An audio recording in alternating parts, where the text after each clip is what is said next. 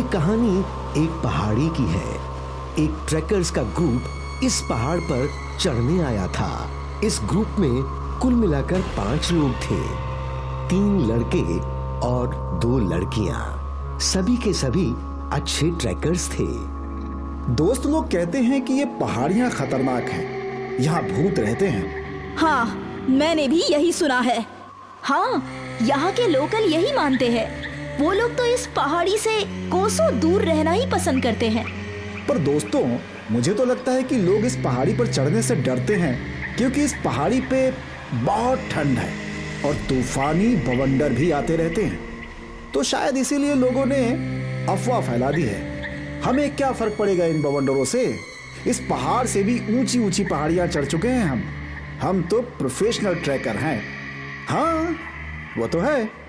अच्छा है ना, हम लोग इस पहाड़ी पर चढ़कर नया रिकॉर्ड बनाएंगे। हाँ, बिल्कुल। सारे ट्रैकर्स बहुत ही उत्साहित थे कि वो उस पहाड़ी पर चढ़ने वाले थे, पर उन्हें क्या पता था कि उनके साथ आगे क्या होने वाला है। कुछ घंटों तक उनका सफर अच्छा रहा। मुझे लगता है कि हमें आज यहीं कैंप लगा लेना चाहिए। आगे जाना आज ठीक नहीं है। रात में मौसम कुछ खराब होने लगा। उन लोगों ने रवि की बात मान ली और वहीं अपने टेंट्स लगाने लगे। आग जलाई और खाना भी बनाया और खाकर अपने अपने टेंट में चले गए। लड़कियां एक टेंट में चली गईं और लड़के दूसरे टेंट में। ज़ारा, तुझे क्या लगता है क्या होगा इस पहाड़ी पर? मैंने बहुत सारी कहानियां सुनी है कि इस पहाड़ी पे जो भी गया है वो कभी लौटकर वापस नहीं आया। यहाँ भूत रहते हैं वगैरह वगैरह। पर तुझे लगता है कि सच में भूत होते हैं? यकीन से नहीं कह सकती, पर ये कहानी जो मैंने सुनी है उसके मुतालिक इस पहाड़ पर एक खुफिया दरवाजा है जो इंसानों और भूत की दुनिया को जोड़ता है। भूतिया दरवाजा?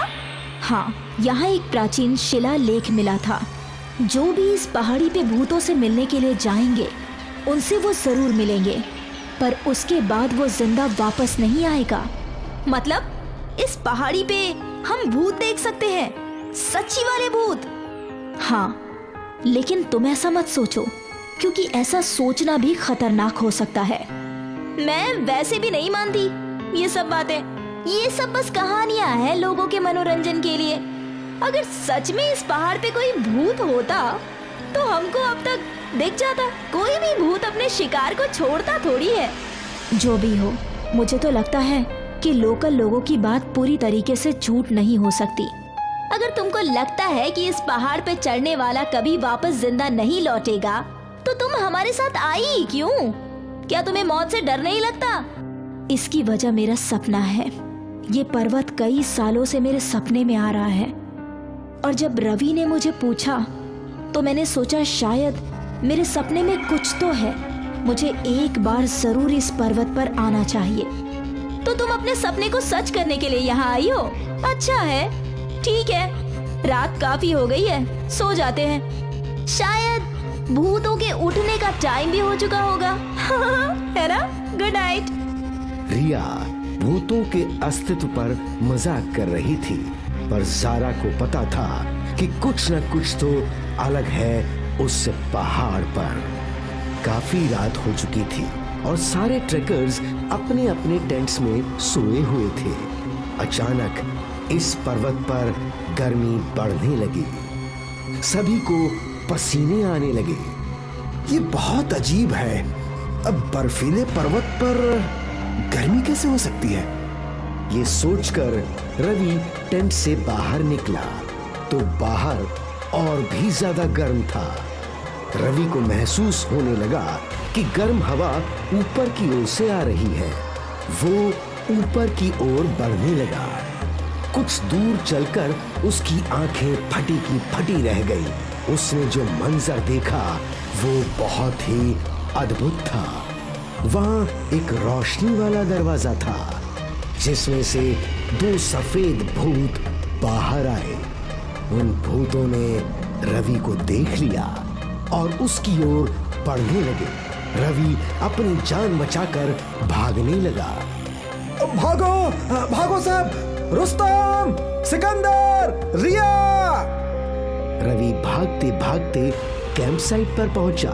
उसकी आवाज से सब लोग उठ गए। सब लोग यहाँ वहां भागने लगे। रुस्तम के पीछे एक सफेद भूत पड़ गया। रुस्तम टेंट के अंदर घुस गया और वो भूत भी टेंट के अंदर घुस गया। मुझे बचाओ, बचाओ। रवि ने बाहर से चाकू की मदद से टेंट को फाड़ दिया और रुस्तम उसके साथ भागने लगा।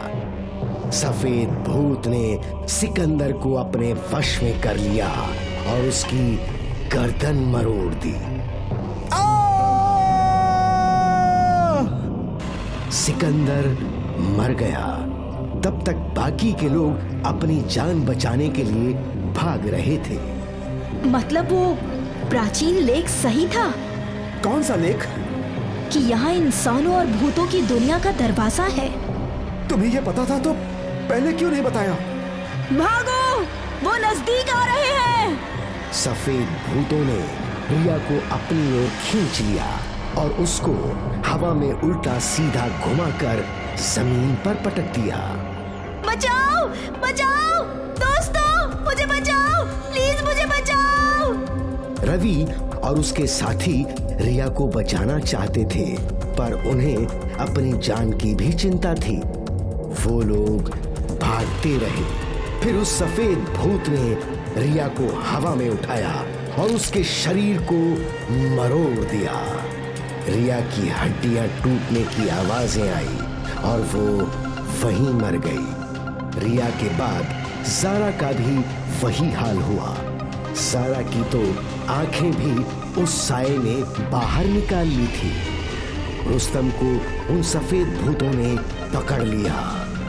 सफेद भूतों ने रुस्तम को हवा में उठा लिया और उसकी हड्डियों को तोड़ने लगे और फिर बेरहमी से उसको भी मार दिया।